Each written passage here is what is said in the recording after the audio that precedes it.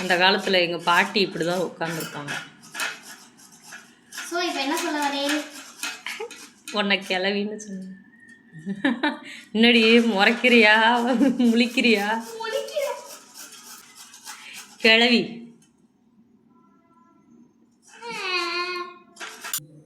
தெரியுமா?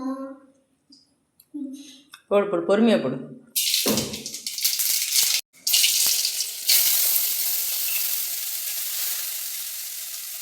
அம்மா வேக வச்ச பயிரை போட்டமா, இப்போ தேங்காவை கொட்டிடவா? கொட்டி.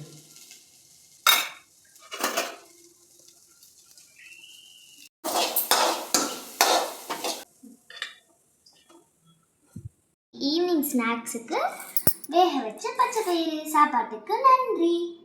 சுடப்போகுது. நல்லா இருக்க?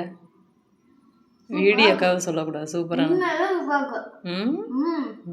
அதை தானே நான் சொன்னேன் முதல்ல. நல்லா இருக்குடி, ட்ரை பண்ணு. பயிர் நீ தோசையாக சாப்பிட்றீல்ல, தோசையை விட இந்த மாதிரி வேக வச்சு சாப்பிட்றது தான் உண்மையிலே ரொம்ப ஹெல்த்தியான ஒன்று.